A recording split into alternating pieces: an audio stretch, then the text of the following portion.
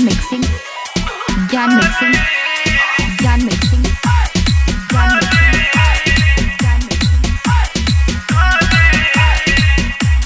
अपने सब सुन रहल छी कलुआही स R.N.खिलादी के शानदार प्रस्तुति।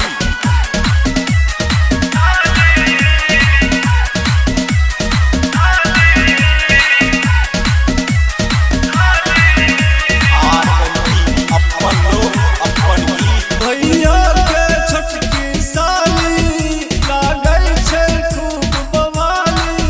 भैया के छटकी साली लागल छै खूब बवाली। मन होइया कस को धोली मुद्दा दैया बहुत ही गाली।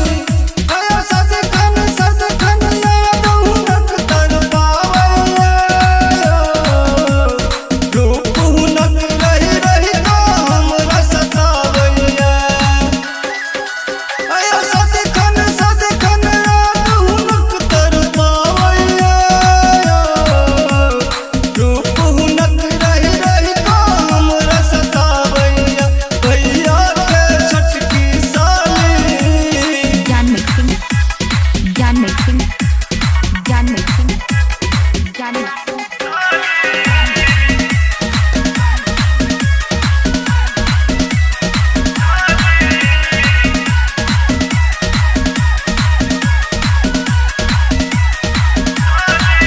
देखी सपना में रोज अहाँ के श्रृंगार कइने छी। जान सँ बेसी जान अहाँ सँ प्यार कइने छी। देखी सपना में रोज अहाँ के श्रृंगार कइने छी। जान सँ बेसी जान अहाँ सँ प्यार कइने छी। अब जिंदगी में हमर अहाँ मोनक चैन चोरेलौं छी। संगमर मर के मूरत धड़कन के किया बढ़ेलौं। भैया सदखन याद हुनक तर पावैया रूप हुनक रही रही हमरा सतावैया। भैया के छटकी साली ज्ञान मिक्सिंग ज्ञान मिक्सिंग ज्ञान मिक्सिंग ज्ञान मिक्सिंग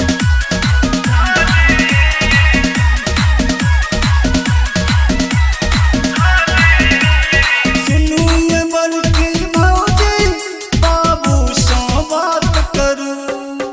लगन प्यार बीतल जाइए हमरो पर ध्यान धरू।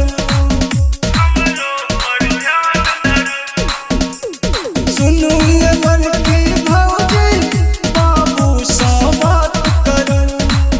लगन प्यार बीतल जाइए हमरो पर ध्यान धरू। अब आरन देखत सपना कने कहून सजनी अपना। हमर भूख प्यास सब छूटल हम बनब अहीं केर सजना। भैया सदखन याद हुनक तर पावैया रूप हुनक रही रही हमरा सतावैया। भैया के छटकी साली